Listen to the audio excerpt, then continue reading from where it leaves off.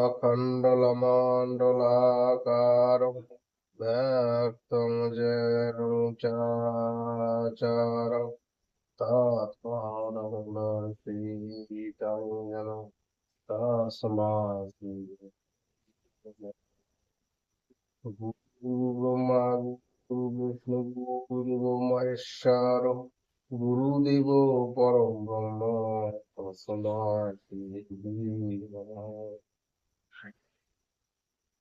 পিতা সর্বপিতা ধর্ম পিতা হি পরম তপ পিতই পিতিমা পন্নে প্রিয়ন্তে সর্বদেবতা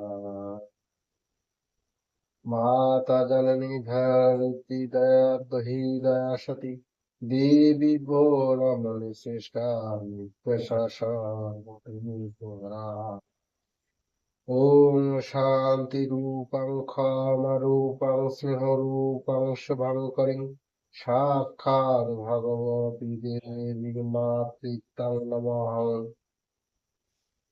ॐ कृष्णाय वासुदेवाय हरे परमात्मने प्रणतक्लेशनाशाय गोविन्दाय नमः। हे कृष्ण करुणा सिंधु दीनबन्धु जगतपते गोपेश गोपिका कांत राधा कांत नमोस्तुते। तप्त कांचन गौरांगी राधे वृंदावनेश्वरी वृषभानुसुते देवी प्रणमामि हरि। नारायणं नमस्कृतं नरस्य नरोत्तमं देवीं सरस्वतीं व्यासं ततो जयमुदीरये। ॐ पार्थाय प्रतिपदितं भगवते नारायण शरणं व्यासेन गतितं पुराणमुनिना मध्ये महाभारतम् आद्वैतमेतवश्निं भगवती माष्टादशालिं आम्बो तमुनो सम्मतामि भगवद्गीते भवदे श्री नमः स्तुति व्यास विशाल बुद्धि फुल्लरविंद पत्र नेत्र जेनो तया भारत तुल्य पूर्ण गोचलित ज्ञानमय पूर्ण परिजाताय तोत्र पवित्र कपानाय ज्ञान मुद्राय कृष्णाय गीता मित्रो वसुदेवसुतं देवं कंसतनुरमर्दनं देवकी परमानन्दं कृष्णं वन्दे जगत् भीष्मद्रोणतटा जयद्रथ जलगन्धरनीलतबला शाल्ग्रहवतिनी कृपिनो वहनी कर्णेनो भीमा अश्वत्थामा विकर्ण घोर मकरा दुर्योधनवतिनी শর্তিনা খলু পাণ্ডবর নদী কৈবত কেশব পারাশর্য বচসর্জমলঙ্গিতাত্মগন্ধগণ নানাখ্যান কাকেশ্বরং হরিকাতা সম্বদ্ধানবদিতং লোকে শতজনপদ রহরূপে প্রিয়ং মানন্তা ভূয়াদ ভারত পঙ্কজং কলিমল প্রবধ্বংসিনা শ্রেয়সে मूकं करोति वाचालं बन्धुर्नमयते जातिपातमहं वन्दे पाण्डवानां। উপস্থিত সকল সাধুগুরু বৈষ্ণবের চরণে আমার শতকোটি প্রণাম। শ্রীমৎ ভাগবত পাঠের উচ্চারণে যদি কোনো ভুল ত্রুটি হয়ে থাকে নিজ সন্তান ভাই বন্ধু মনে করে ক্ষমা করে দেবেন। जय जय श्रीमद भागवत गीता भागवत प्रेमानंद हरि हरि बोलो बोल। जय जय श्री राधा कृष्ण प्रेमानंद हरि हरि बोलो बोल। श्रीमद भागवत गीता अध्याय 10 श्लोक 8 अहं सर्वस्व प्रभवो मत्तो सर्वं प्रवर्तते इति मत्ता भजन्ते मां सुधा बुधा भाव समं।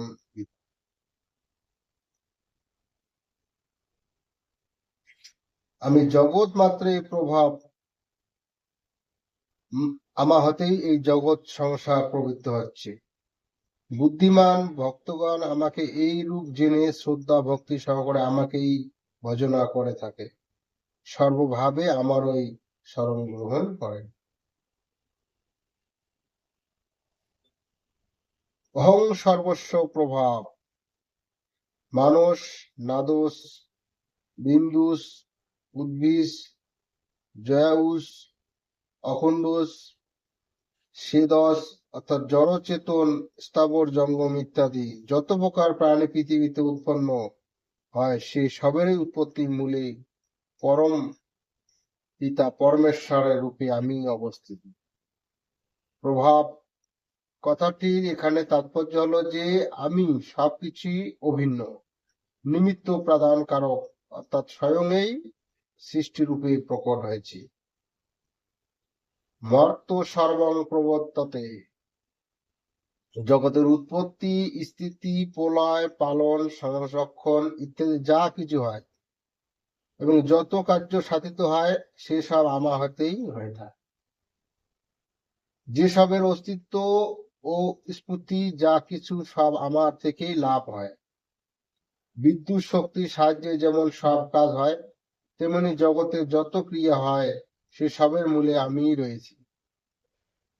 অহং সর্বস্ব প্রভোগ মত্ত সর্বং প্রবর্ততে কথাটির তাৎপর্য হলো যে সাধকের সৃষ্টি প্রাণীদের ভাব আচরণ ক্রিয়াদির দিকে না গিয়ে সেই সবের মূল যিনি অবস্থিত সেই ভগবানের দিকে যাওয়া উচিত।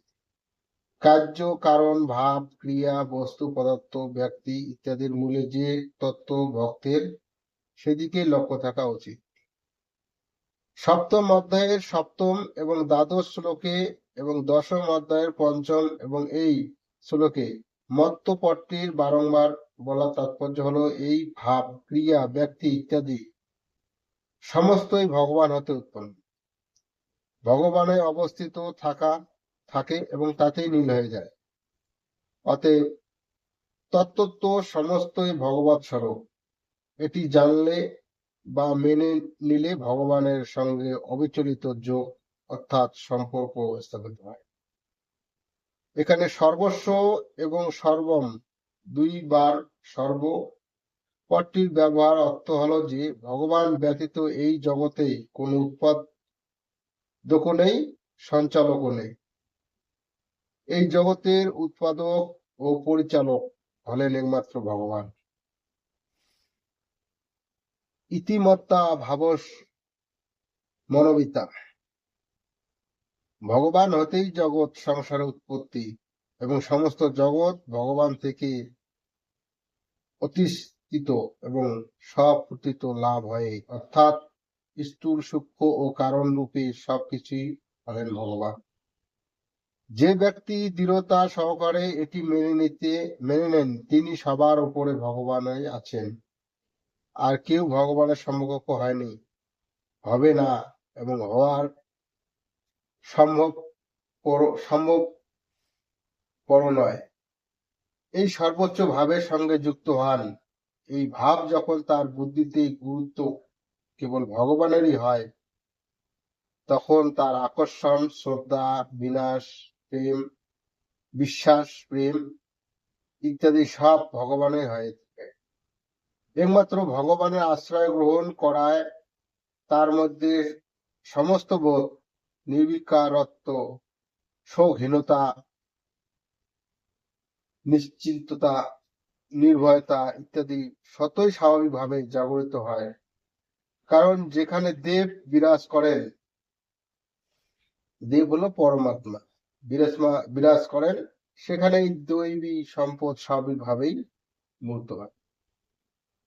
বুধা ভগবানের ব্যতি রেখে অন্য কারো অস্তিত্ব স্বীকার না করা, সবের মূলে ভগবানকে মানা, ভগবানেরই আশ্রয় গ্রহণ করে তাকে শ্রদ্ধা ভক্তি করা, এই হলো মানুষের বুদ্ধিমত্তা। এর জন্যই তাকে বুদ্ধিমান বলা হয়। এই কথাই পরে পঞ্চদশ অধ্যায়ে বলেছেন যে যে ব্যক্তি আমাকে ক্ষরের অতীত এবং অক্ষর হতে উত্তম বলে জানে সে সর্ববিদ এবং সর্বভাবে আমারই ভজনা করে। মাম ভজন্তে ভগবান নাম জপ ও কীর্তন করা, ভগবৎ স্বরূপ চিন্তা ও ধ্যান করা, ভগবৎ কথা শোনা, ভগবৎ সম্বন্ধীয় গ্রন্থাদি পাঠ, যেরকম গীতা, রামায়ণ, ভাগবত ইত্যাদি। এগুলি সবই ভগবৎ ভজনা। কিন্তু আসল ভজনা হলো তাই যাতে হৃদয় ভগবানে আকৃষ্ট হয়, কেবলমাত্র ভগবানকেই প্রিয় বলে মনে হয়, ভগবানের বিস্মৃতি কাটার মতো বিধি খারাপ লাগে। ভগবানের এইরূপ তল্লীল হওয়াই হলো প্রকৃত ভজনা। শ্রীমদ্ ভাগবত গীতার পাঠ। ওম গঙ্গা গীতা চ সাবিত্রী সীতা সত্তা পতিব্রতা ব্রহ্মবলি ব্রহ্মবিদ্যা সন্ধ্যা মুক্তি জ্ঞানী আর্ধমাত্রা চিতানন্দ ভগবতী ভারতী নাশ विदुत्तै परमानंद तथात्व ज्ञान मंदिरे इति तानि जप नित्यं नरो निश्चलमानस ज्ञान सिद्धि लव नित्यं तदन्ते पारं। हरे कृष्ण कृष्ण कृष्ण हरे हरे, हरे राम राम राम हरे हरे। जय जय श्रीमद् भागवत गीता भागवत प्रेमानंद हरि हरि बोल बोल हरे। जय जय श्री राधा कृष्ण प्रेमानंद हरि हरि बोल बोल।